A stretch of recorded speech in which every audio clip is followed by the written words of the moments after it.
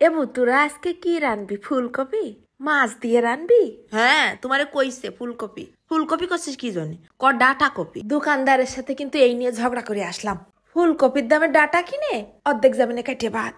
আসসালামু আলাইকুম। তা টাকা জিনিস ফেলবি কি জন্য? আমারে দে, আমি একটা বানাই তোর একটুখানি দিয়ে যাবানি, খাতি একেবারে মুখে লেগে থাকবে না। আরে আমার ধান্দাবাজ রে, বানাই একটুখানি দেবে আমারে, আমি কতটা বানাতে পারবা নে? যে মজা লাগবে নে, ডাটাগুলো ফুলকপিতে কাটিয়ে দিলেও এরম স্বাদ হবে না। প্রথম প্রথম বাজারে যায় ফুল ফুটে যাওয়া ফুলকপি কিনে নিয়ে আসতাম, এখন মোটামুটি একটুখানি চিনি। তা ডাটাগুলোর ছোট্ট ছোট্ট করে কাটিয়ে কুচোই নিচ্ছি, তারপরে আবার এক গামলা পানির মধ্যে সুন্দর করে কসলায় কসলায় ধুয়ে নেব। তরকারি সবসময় কাটার আগেই ধুয়ে নেই, তা আজকে আর মনে ছিল না। ফুলকপিটা মাছ দিয়ে রান্না না, তো ওখান থেকে এক পিস মাছ উঠে রেখে দিবা, যে কোনো মাছ নিতে পারো। আমার ঘরে একটু শুটকি চিংড়ি ছিল, তাই আবার এক মুঠ নিয়ে ধুয়ে নিলাম। আর যদি মনে চায় মাছ দেব না, তাহলে কোনো সমস্যা নেই, দিয়ে না। এইবার কড়াইয়ের মধ্যে ফেলাই দিলাম একটুখানি সর্ষের তেল আর 5-6টা শুকনো ঝাল। হালকা একটুখানি ভাজা হলি চিংড়ি মাছটাও এর মধ্যে দিয়ে দিচ্ছি। তারপরে চিংড়ি মাছটা নাড়ে সাড়ে যেই একটু পানিটা শুকিয়ে আইছে, তখন ফেলাই দিলাম খানিকটা নুন। তারপর পরে দিয়ে দিচ্ছি ওই ফুলকপির ডাঁটাগুলো, নাড়ে সাড়ে আবার কিছুক্ষণ মাছের সাথে মিশাই নেব। 2 কুয়া রসুন আবার এর ভিতরে কুচোই দিলাম, ফাইন একটা ঘিরান আসবে না।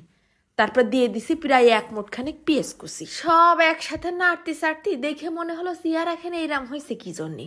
ও খুদা, সে হলুদ দিতে তো ভুলে গেছি, তাই আবার একটুখানি হলুদ উপর দিয়ে ছিটুই দিলাম। চুলোর আঁচটা এবারে একেবারে কমাই দিয়ে ঢাইকে রেখে দেবো 10-15 মিনিট।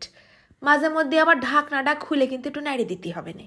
পানি টানি শুকোয় ডাটাগুলো যখন একেবারে সিদ্ধ হয়ে আইছে, তখন শেষ পর্যায়ে আবার 1 মুঠ খানিক ধনেপাতা কুচি উপর দিয়ে ছিটুই দিলাম। আর বেশি না, 2-4 মিনিট নাড়ে চাড়ে একটু ভাজা ভাজা করে নেব।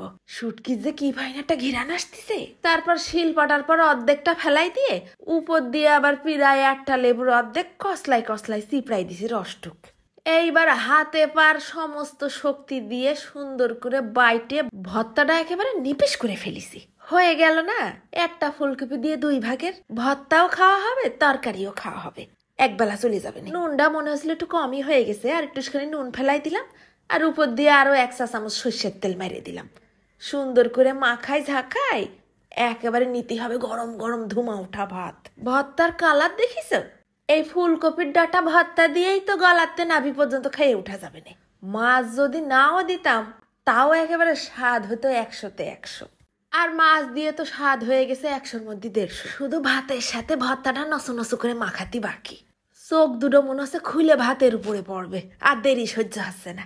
টপাটপ টপাটপ ভর্তা ভাত গালের মধ্যে। ঝালও হয়েছে রে সেই আকারে, পেঁয়াজের একটা মিষ্টি মিষ্টি ভাব, চিংড়ি শুটকির সাথে ধনেপাতার ঘেরান, ওধারে ভাত মাখালি ডাটার মুলায়েম ভাব। ফুলকপিরে নিয়ে গেছে এক অন্য লেভেলে।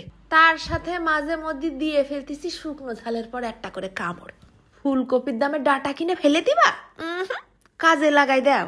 বিরাট একটা স্বাদ হইল রে। তা আজকে আমি খাতে খাতেই চলে যাচ্ছি, তোমরা কিন্তু একবেলা খাইয়ে দেখে নে কিরাম লাগিছে। ধন্যবাদ।